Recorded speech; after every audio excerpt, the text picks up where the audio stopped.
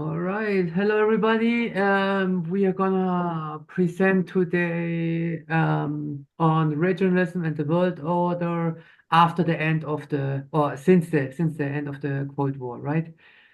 So this short outline, which topics we'll cover, have been provided actually by the professor, but just to give you a short reminder.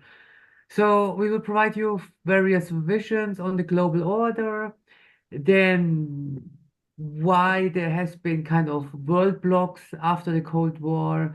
We will distinguish between interregionalism and transregionalism with examples of the EU and the APEC. Then we look at the macro-regionalism, like treaties, the TTP, TIP, RCEP, and also US and China strategic struggles, which have been kind of obvious since the last decade. At the end, some conclusions and the references are provided at the very end. So, okay, so there have been, from the readings we have done, we've been provided, there have been various visions on the global order, right? So there is this one notion on the borderless world, which basically means that all the society's economy is connected through markets, and we have democratic governance all over, and the nation state is kind of going more and more away, right? Then there's this of regional blocks, basically dividing the world between regions, kind of where the continents are, ideologic blocks where they have the shared values, belief system, and they basically protect themselves um, against other regional powers or mindsets, right? The Clash of Civilizations, which is a very famous book, I think was published like 2, 3 decades ago, right? Um, the American Empire, this is basically the world order, unilateral world order where the United States is the like kind of the world police and is implementing the human rights on the UN treaties and everything, basically international law, right? Yeah. And last but not least, a new medialism, which is basically suggesting a decentralized world order, that we have a very complex system between different jurisdictions, overlapping each other, also rule of law, where you have basically international law, but then you have like kind of regional players with the EU, basically, and you have the national law and also constitutional law, right? And this makes it very complex when you govern, especially like global issues, and where the authority comes from.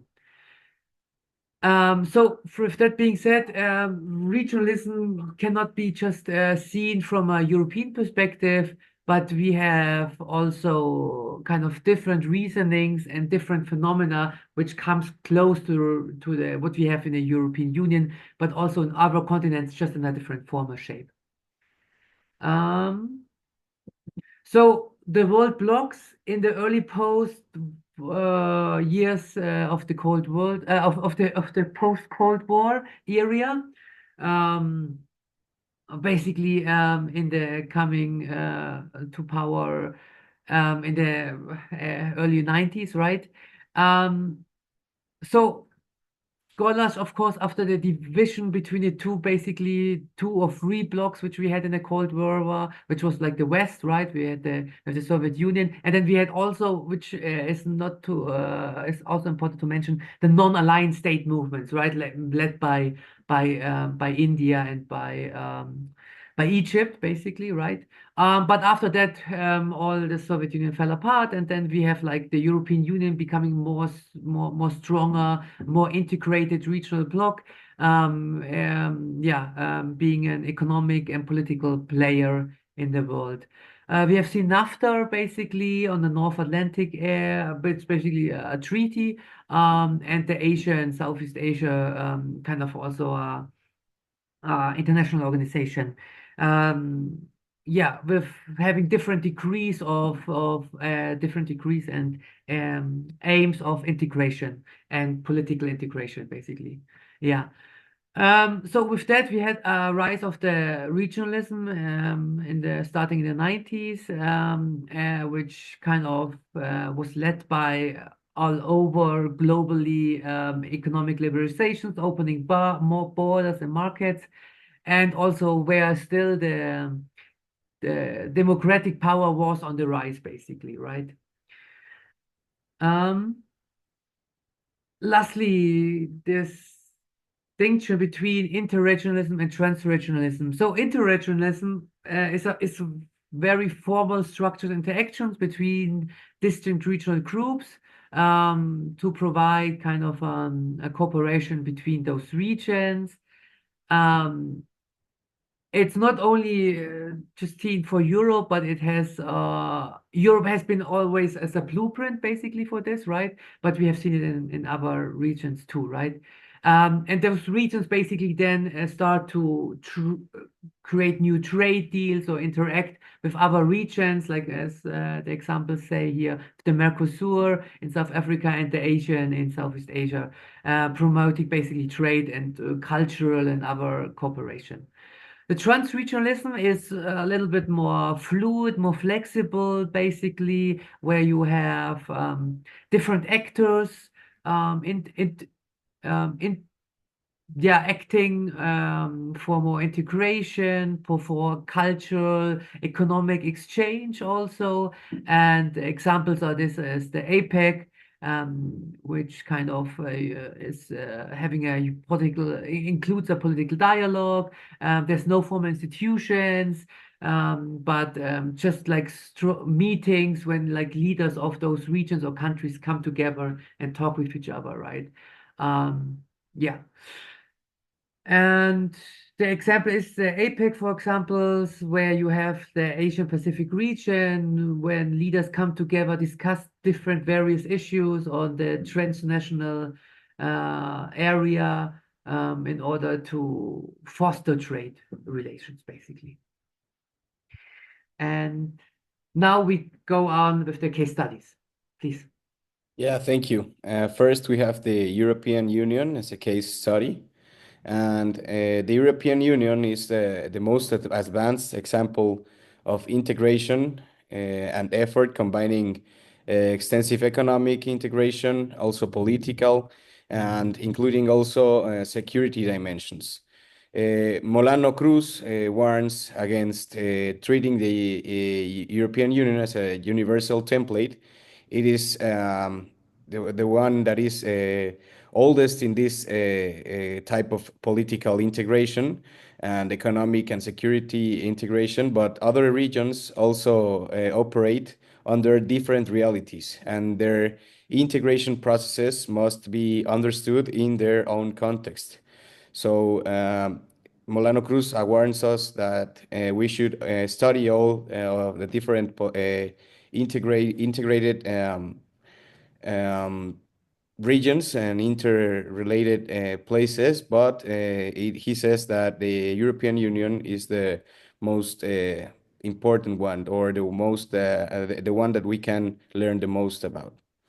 Yeah, maybe if I want to add to that example, of course, coming from the EU and the unique role and the high advancement of integration we have seen in the European Union, does not only come from very good arguments for this case, but it also comes um, from the the the willingness of societies, of nation states, of their leaders to give basically up competences to a higher level, right? Exactly. Basically, when then people have no say in the democratic elections on some certain issues, like example trade policy, for example, which is the most strongest European topic, which is basically on the union level, and nation states don't have a say on this anymore.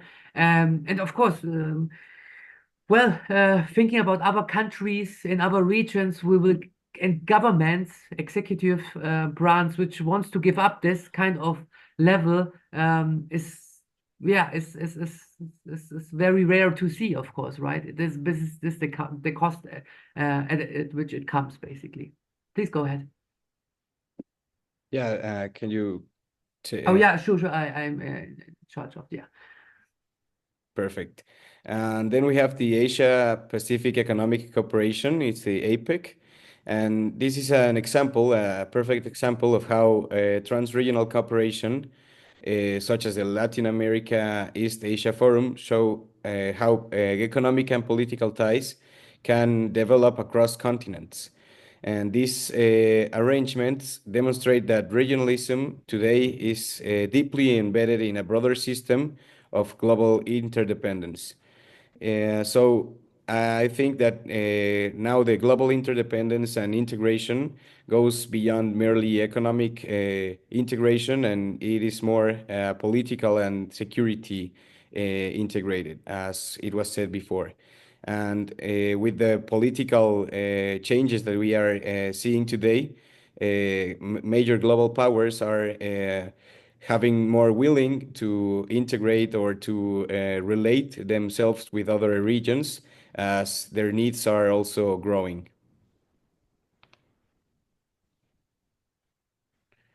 Yeah, then we have the macro regionalism, TTP, TTIP, and RCEP. And these are mega regional agreements that include the ones I said. It's Trans-Pacific Partnership that is primarily promoted by the US initially. Then the Transatlantic Trade in and Investment Partnership. It is an extensive proposed trade agreement between the EU and the US. And then we have the Regional Comprehensive Economic Partnership that is led by China with significant economic partners across the Asia Pacific region. These macro regional agreements are aimed to set global trade standards. And the ones I mentioned are examples of powerful tools that major economies use to shape international economic rules. The authors we studied argue that these agreements are part of a new form of global economic governance driven by competition and strategic positioning. Yeah.